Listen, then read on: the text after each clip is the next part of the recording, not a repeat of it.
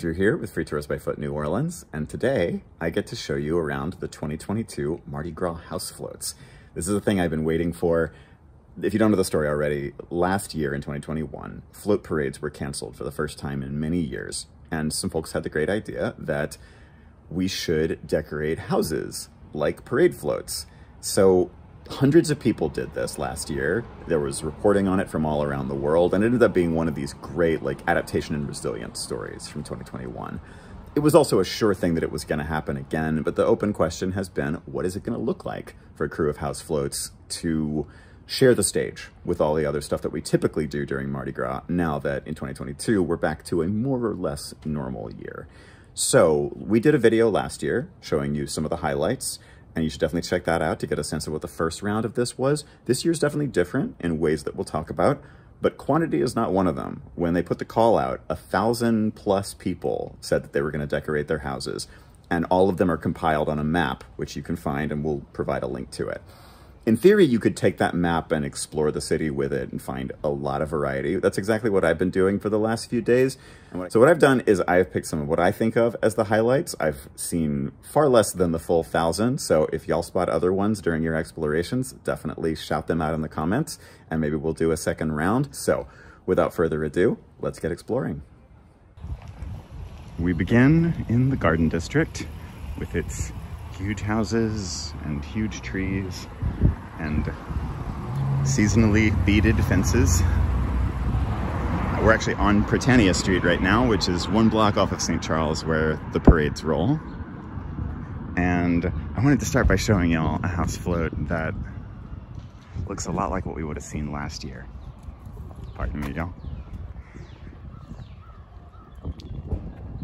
So this is an homage to Jean Lafitte, our famous Caribbean pirate, and y'all can learn lots more about him. My colleagues Roby and Sandy and Daniel put together a whole video on the subject, and they actually have had the boat up here moving, rocking on the waves some of the time. You can see from the caliber of what's been done here, this is professionally produced, and when you look back behind it all, you can see who's responsible. They left their signature. Voila, Kern Studios.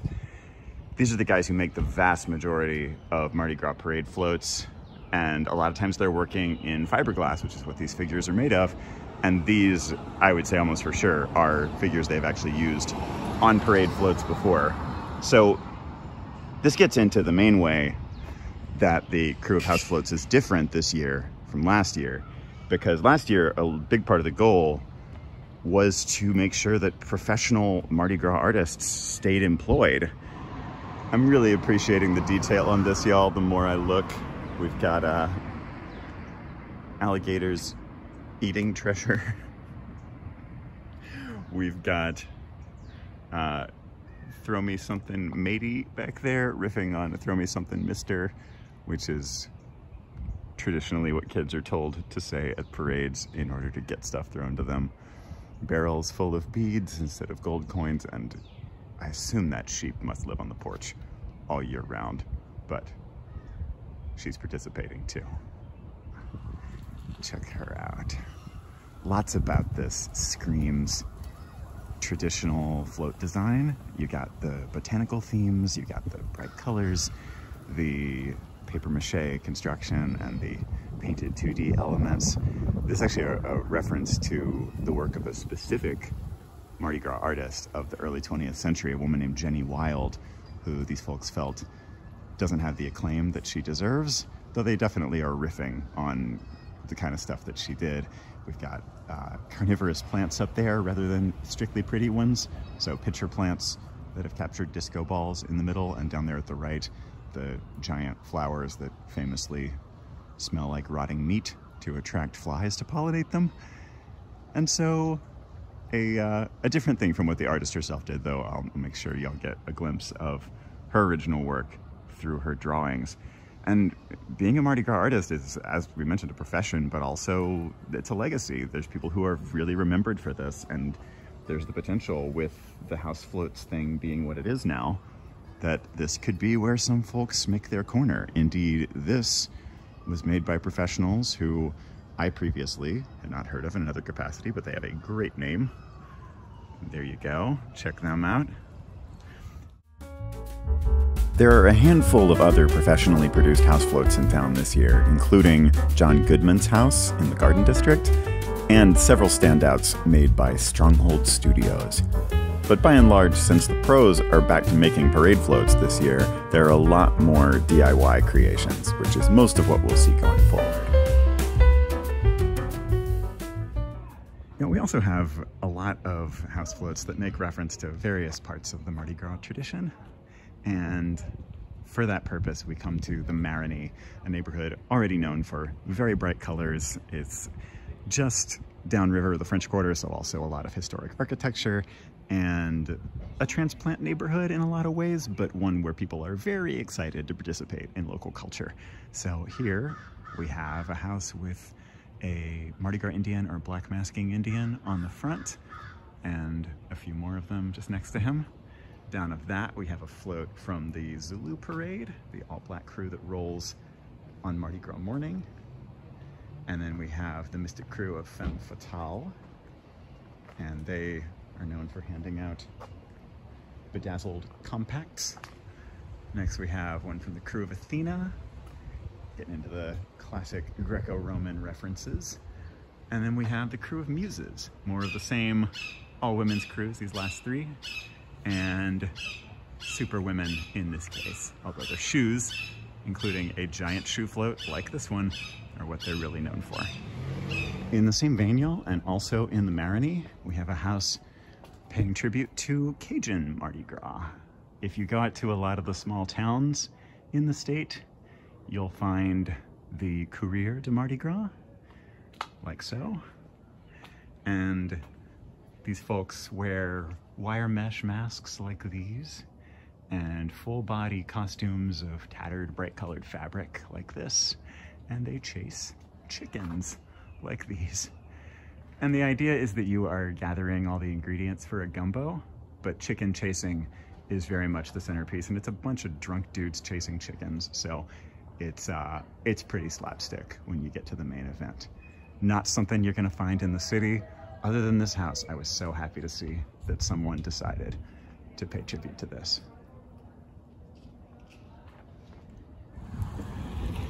All right, we are back uptown, just outside the Garden District. That is a lovely coral honeysuckle.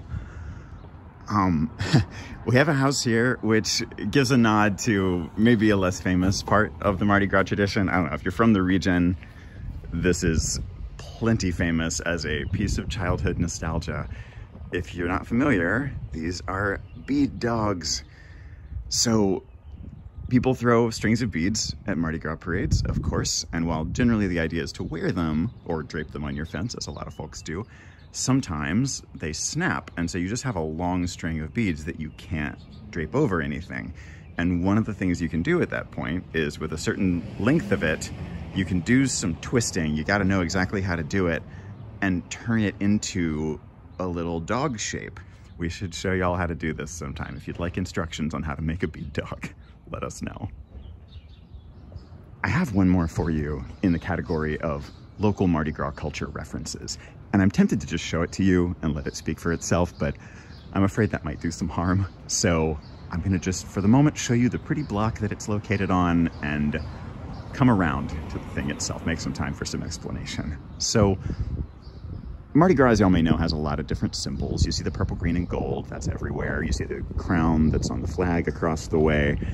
And some of these translate really well out of town. Mardi Gras has a lot of name recognition, and some of its symbols are widely recognized. And I think that must be what our local NBA team, the Pelicans, was thinking when they decided that they should have a trio of Mardi Gras themed mascots. So one of them was a king, for example, and royalty is a big part of Mardi Gras symbolism, the crown that you saw back there. One of them was a jester, satire and flipping the hierarchy on its head. Those are classic Mardi Gras things. So those two made sense to people. The third one was a little less recognizable. So y'all may know we have this pastry that we serve during carnival season called a king cake. And a king cake has purple, green, and gold sprinkles that represent the three kings that found the baby Jesus and the gifts that they brought.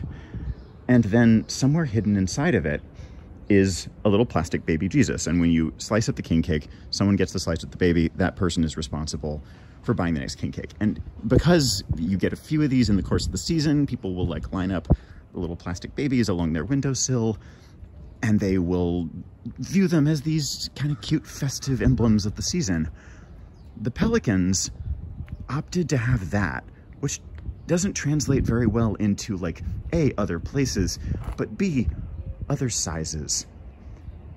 And this, really at about this size, is what they opted to have as their third mascot. And naturally this thing just stole the show. It was toddling around at games for, actually couldn't tell you how long, but too long, and terrifying and puzzling spectators. And here it looks like it's had a tranquilizer dart shot into it for the good of the public, but based on context clues from the rest of the house, I'm gonna say that that is actually a COVID-19 vaccination.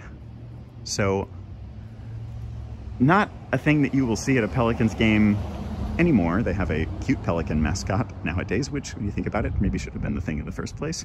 But this is a, I won't say entirely welcome reference to a very strange chapter of New Orleans's PR.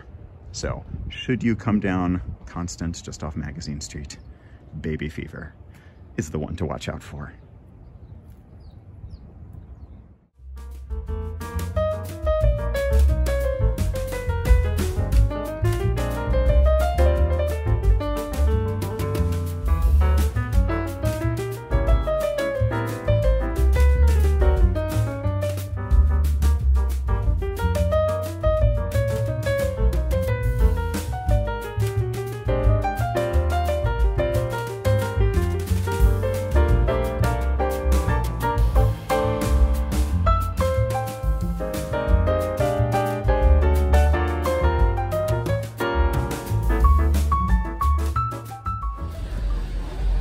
Y'all. Next, we're gonna see a few that are kind of general local culture references, not necessarily Mardi Gras specific. And for that purpose, we're making our token visit to the French Quarter. And when you look at the map of the French Quarter on the House Floats website, it shows that there are 20 house floats in the neighborhood. When you actually walk around, you see more decorated houses than that. They're just kind of general Mardi Gras decorations, and you really can't tell the house floats from the just Mardi Gras decorated houses for the most part. So I wouldn't say like get on the map and find your way around the quarter using it. Just sightsee in the quarter and find the ones that appeal to you. But I do want to show you one really special one. So here we are, 1100 block of Royal Street. We have a remembrance of Ruthie the Duck Girl, also known as Ruthie the Duck Lady. Went from girl to lady in this neighborhood. This is someone who lived most of her life in the neighborhood. Went around like this every day. It'd be easy for this to read as like a Mardi Gras costume, but this was her daily gear, often dressed as like a bride, going around on roller skates, and followed by a trail of ducks, or sometimes carrying a single duck. See the drink in her hand, was very good at finagling free drinks, and sweetheart most of the time, but would chew you out if you sat on what she thought of as her stool at whatever bar you attended. And you know, this is just a daily local culture thing. There's nothing Mardi Gras specific about this, but the Quarter all the time has a way of doing what Mardi Gras does for a single day, which is making the extraordinary ordinary. And it's therefore a neighborhood of characters, and Ruthie was a standout among them. So we could do a whole video about French Quarter characters, and Ruthie would be a star of it, but for now, that's the basics of her story.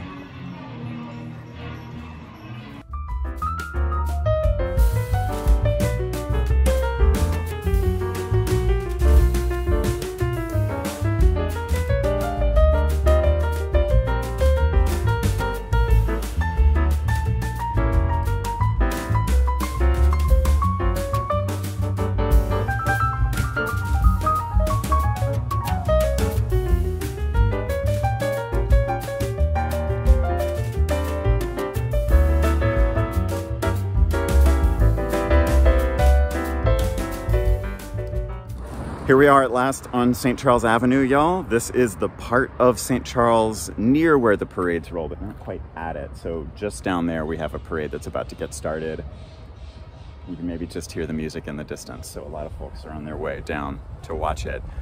On this part of St. Charles, right at the intersection with Du Façade by Ladder Memorial Library over there, we have a particularly a subtle but really noticeable house float. Here we go.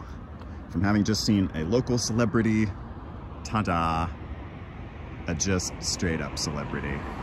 Last year, these folks had a Saint Dolly with a Dolly Parton figure and then various little nods around the lawn to her support for vaccine research. And this year we have Betty White, patron saint of being a friend. Made by Stronghold Studios, someone we've seen lots of great work out of this year. Pop culture references are a staple of float design and now of house float design. Some of my favorites this year fall into this category. We have one on Magazine Street that's an elegant fusion of a pop culture reference and a local culture reference. And of all the musical genres you might imagine being referenced in New Orleans, one of my favorites this year is actually a revival from last year that references Bollywood. In kind of the same vein, if you're willing to think of high art and literature as pop culture, we're gonna head down St. Charles to the part of the street where the parades actually do roll and see something pretty elaborate in that vein. The man himself, presumably. And they are highlighting 2022, which is the anniversary, the 100-year anniversary, not of the publication of the book, but of the year the book is set in. So this seems to be you can read whether this is an optimistic or a pessimistic reading, given that by the end of the book, this car has killed somebody, of what the future of this year holds. So this is visible from right along the parade route, and these guys are actually, for parade goers, doing a costume contest. So making this a very interactive house float. There were a ton of these on St. Charles last year, but this year, this one is the standout. It's also really traditional with Mardi Gras parades to feature themes from literature, so this is very much like a float in that regard.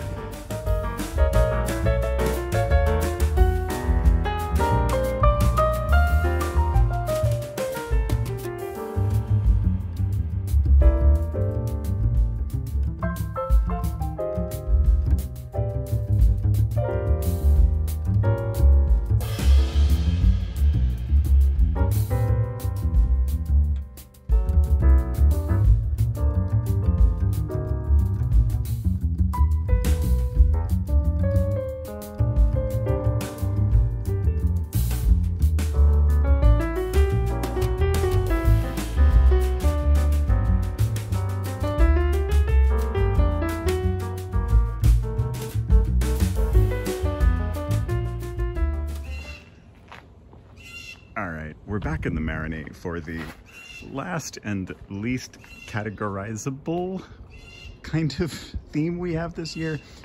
And I'm just gonna show it to you. This to me is the equivalent of last year's Mystic Krewe of Unicorns, which was far and away my favorite. Check it out on that video.